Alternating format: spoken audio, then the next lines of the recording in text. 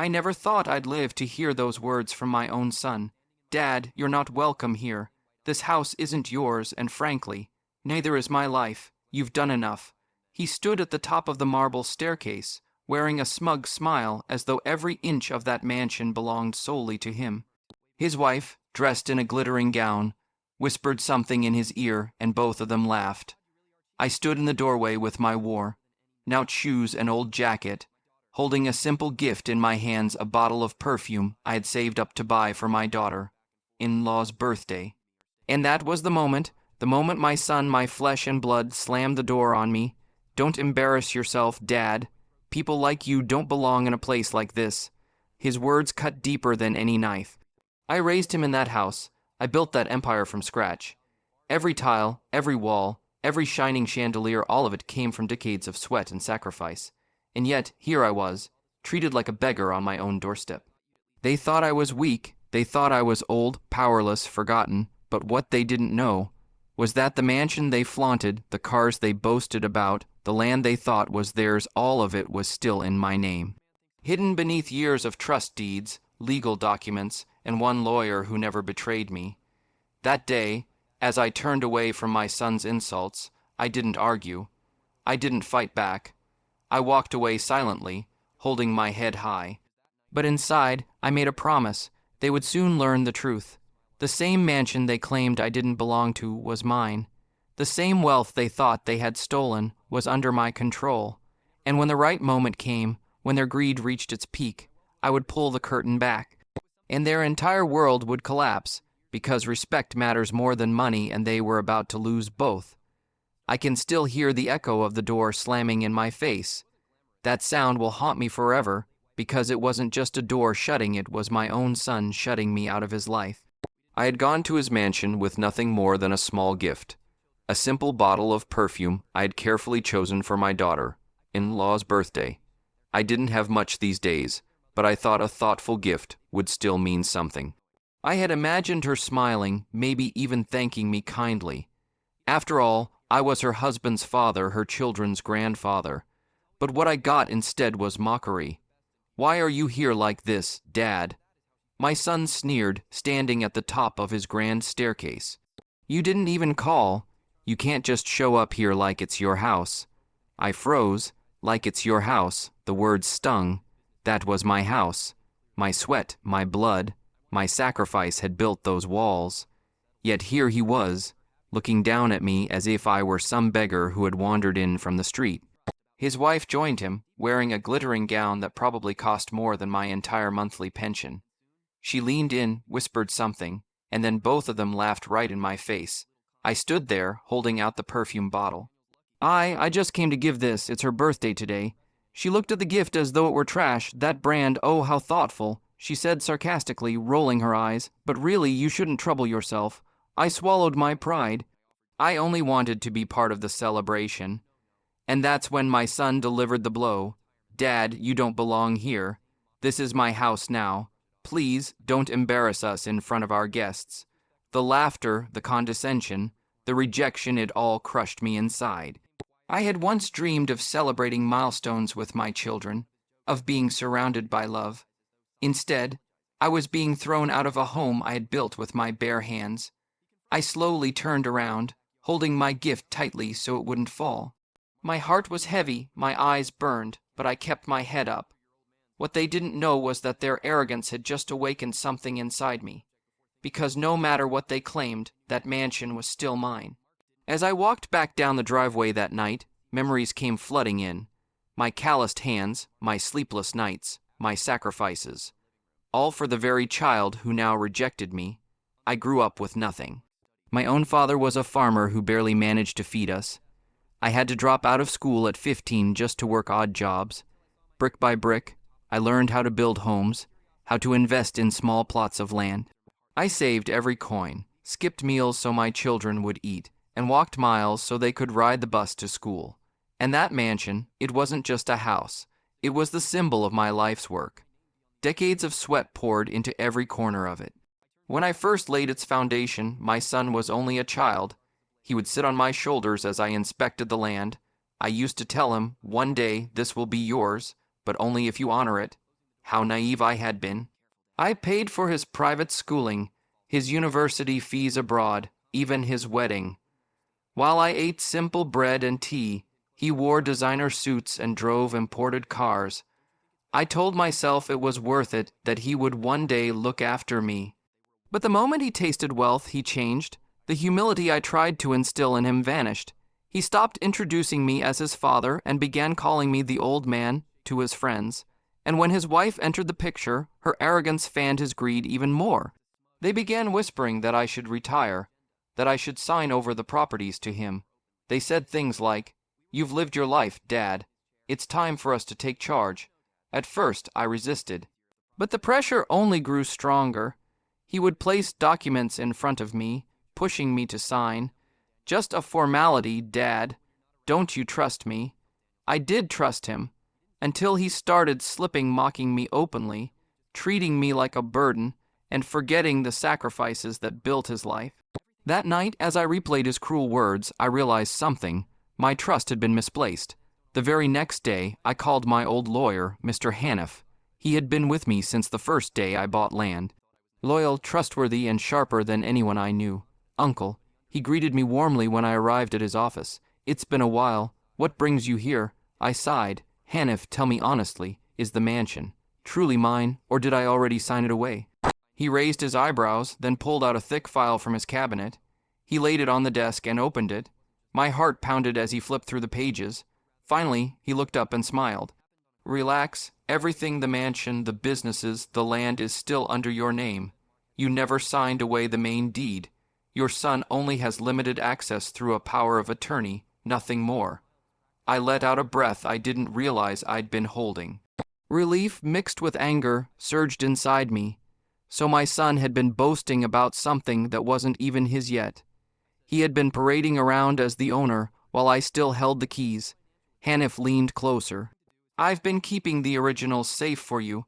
If you wish, we can revoke his access at any time. Just say the word." I shook my head. "Not yet. Let him think he's won. Let him dig his own grave with his arrogance." As I left the lawyer's office, I felt stronger. My son thought he had stripped me of power, but the truth was, I held every card. A few days after the humiliation at the mansion, my daughter came to visit me. She was different from her brother in every possible way. Where he was arrogant, she was humble. Where he craved wealth, she valued peace. She walked into my modest home carrying groceries like she always did. "Baba," she said softly, "I heard what happened at the mansion. Is it true? Did he really throw you out?" I didn't answer right away. I didn't want her to see the hurt in my eyes, but she sat beside me, holding my hand, waiting. Finally, I nodded. Tears welled up in her eyes. "I can't believe he would do that. After everything you've done for him. After everything you gave up for us." Her words cut me deeper because they were true. I had sacrificed more than anyone could imagine, and now the child I once carried on my shoulders was treating me like a stranger. My daughter leaned closer.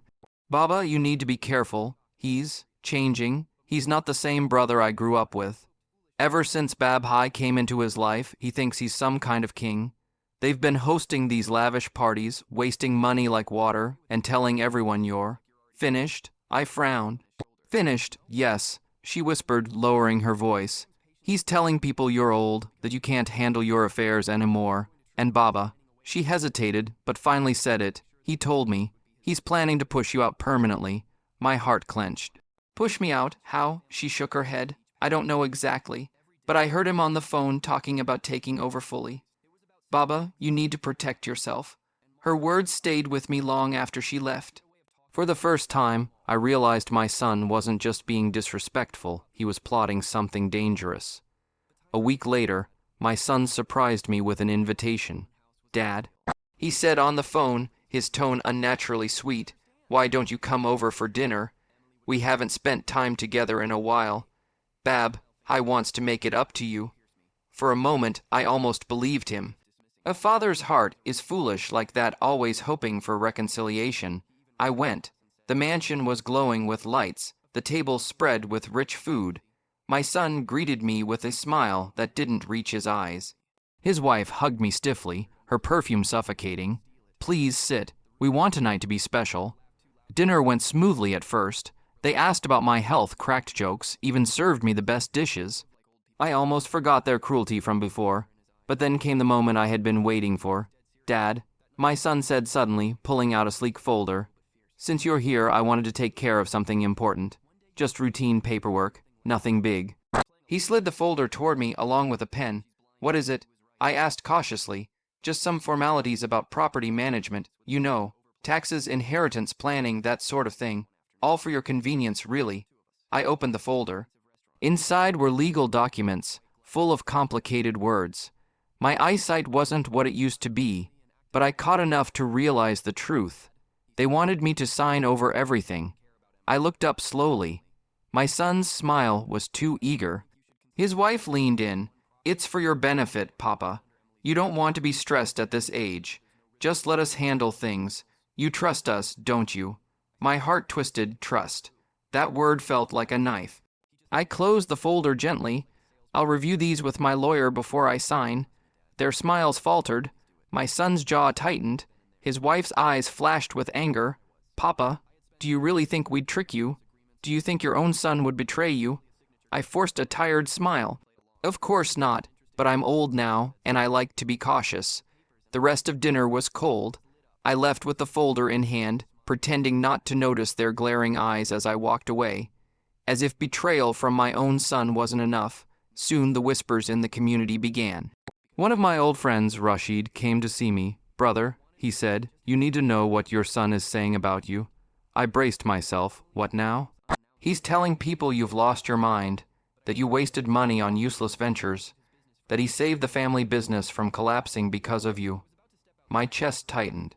My own son, the same boy I had carried to school, the same boy I stayed up nights working for, was now dragging my name through the mud. Rashid looked at me with pity. I told him off. I reminded him who built all this, but he wouldn't listen. He's drunk on power. Later, another friend confirmed it.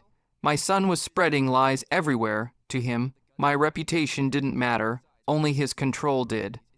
I went home that evening feeling lonelier than ever.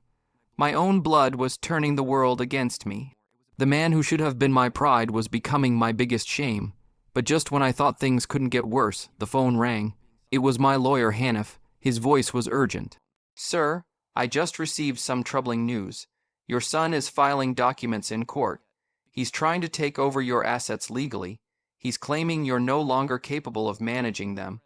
I sat in silence, gripping the phone until my knuckles turned white. My son wasn't just disrespectful anymore. He was declaring war.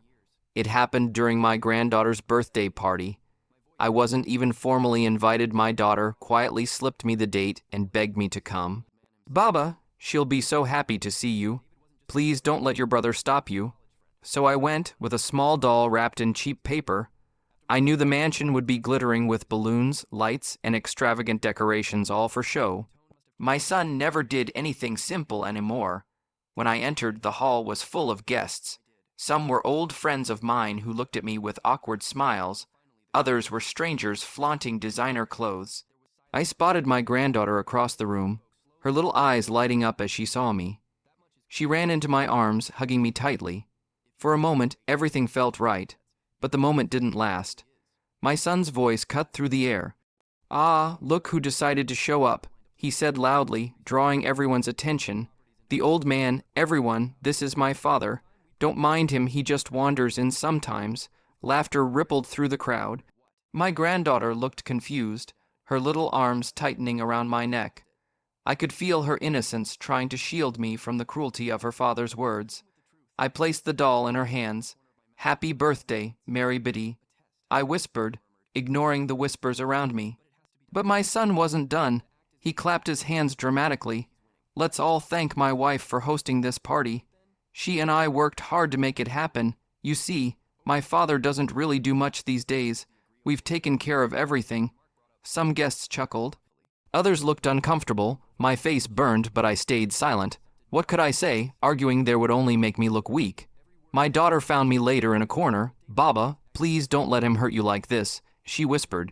Her eyes were filled with pain, but also fear. And then she said the words that shattered my last thread of patience. Baba, he's planning to sell the mansion. The very next morning, I went to see Hanif, my lawyer. He looked grim as I sat down. Without a word, he placed a file in front of me. Your son submitted these documents last week. He said he forged your signature. I opened the file. My name was scrawled across property transfer forms, but it wasn't my writing. The strokes were clumsy, rushed. He hadn't even bothered to practice my hand properly. He actually tried this. I whispered, shaking my head. Hanif nodded. I intercepted it before it reached the registrar. But he won't stop, sir. He's desperate. He already told the bank that he's the owner. I clenched my fists. Rage simmered inside me, but strangely, I also felt calm. My son was digging his own grave. Every lie, every forgery, every insult, it was piling up like dry wood, waiting for the spark that would set it ablaze. That evening, I sat alone in my room. The house was quiet. I stared at my old hands, lined with wrinkles, scarred from years of labor. These hands had built an empire, and yet the child they built it for wanted to erase me. I closed my eyes and prayed. I asked God for patience, for wisdom. I reminded myself of an old saying my father once told me. A greedy child burns faster than dry grass. Let him light the fire and then watch. When I opened my eyes, I was resolved. I wouldn't strike first. I would wait until the moment was perfect. When Hanif told me my son had mortgaged the mansion, I felt my blood run cold. He borrowed against it, using fake documents. Hanif explained. If he can't pay back the loan, the bank will come after the property. But don't worry legally. They can't touch it without your consent. Still, he's playing a dangerous game. I felt the walls closing in. My son wasn't just trying to steal from me anymore, he was risking losing everything. He had no idea the ground he was standing on wasn't his. That night, I went to see him. He was sitting in the mansion's grand living room, sipping imported whiskey. His wife was on the couch, scrolling through her phone. When he saw me, he smirked. Well, look who's here. The old man finally decided to visit. I didn't shout. I didn't argue.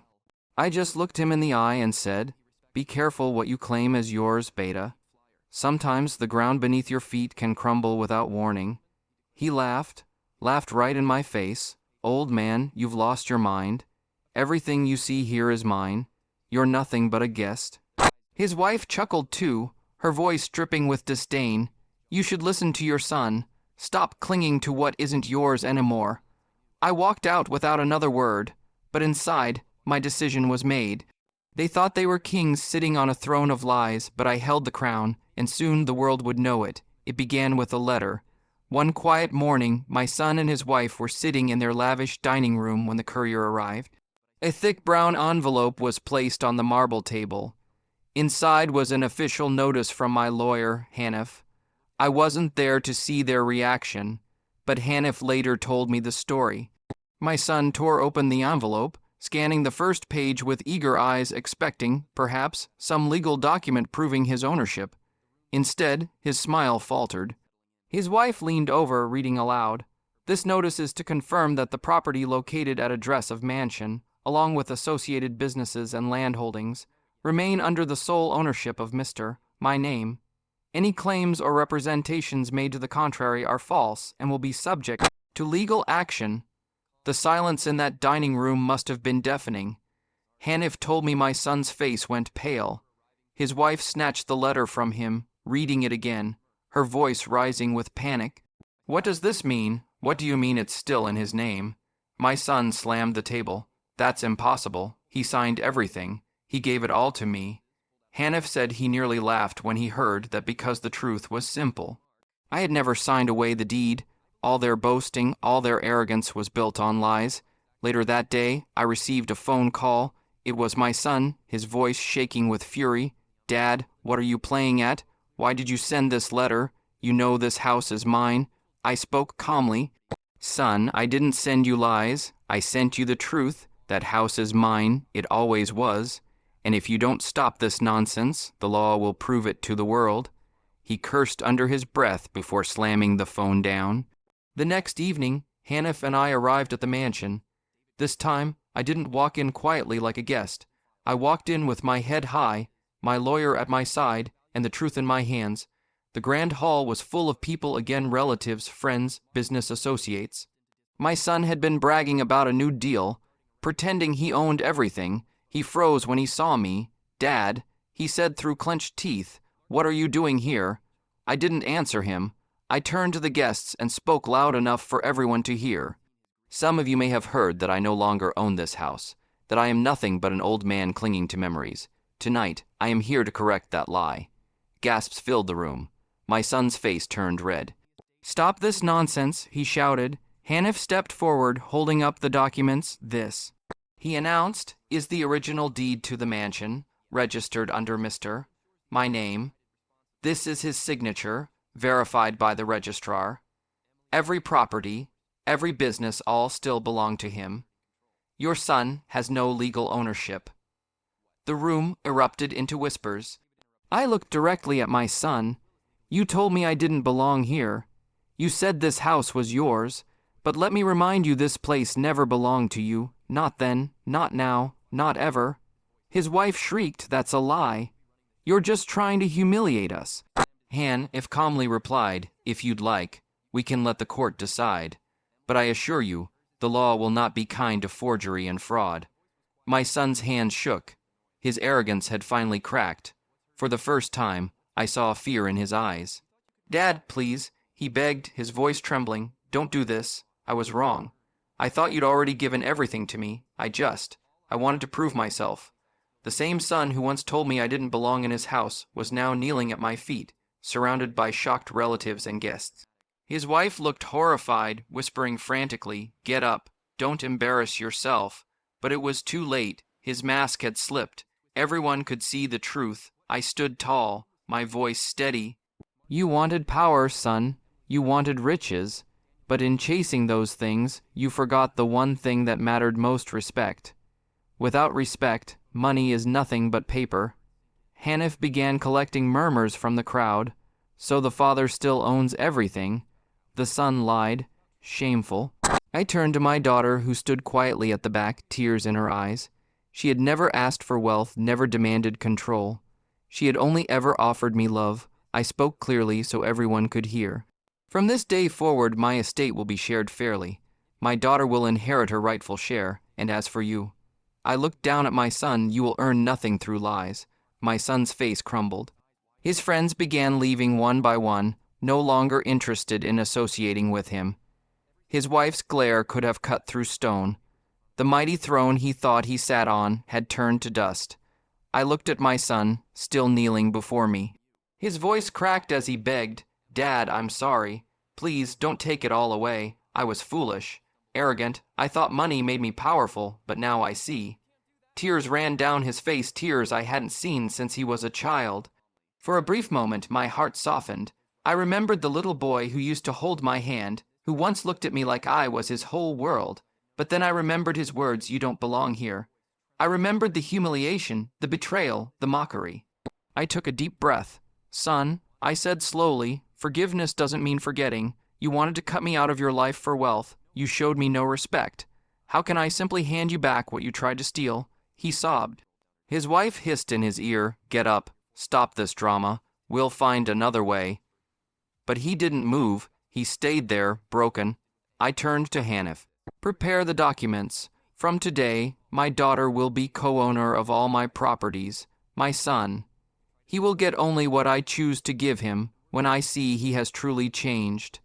Hanif nodded. The guests murmured with approval. Some even clapped softly.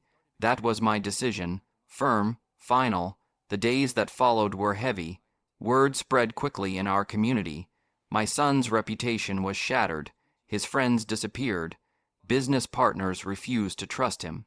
Even his wife began keeping her distance, blaming him for their downfall. Meanwhile, my daughter stood by my side. She came to visit me every day, bringing home cooked meals, comforting me with her gentle presence. One evening, as we sat together, she whispered, "Dad, even if you never gave me a single penny, I'd still be grateful just to have you. That's what matters." Her words pierced my heart deeper than any treasure could. I realized that inheritance is not measured in land or gold, but in love and loyalty. As for my son, he finally came to see me alone one night. No wife, no friends, just him. His eyes were swollen, his voice hoarse. Dad, he said quietly, I don't want the mansion. I don't want the businesses. I just don't want to lose you. It was the first honest thing he'd said in years. I didn't answer right away. But I placed my hand on his shoulder. For the first time in a long time, he lowered his head in respect. In the end, life had taught me a harsh but powerful lesson. Wealth can build houses, but it cannot build respect. Gold can buy friends, but it cannot buy loyalty. My son learned this the hard way. He had the mansion, the power, the admiration, but when the truth came out, all of it crumbled. My daughter, who asked for nothing, gained everything: my trust, my love, and her rightful inheritance. As for me, I didn't lose that night when I was told, "You don't belong here." In truth, I won, because I saw who truly stood beside me when the walls of greed came crashing down. So here's the lesson I leave you with. Respect matters more than money, and now they know it too.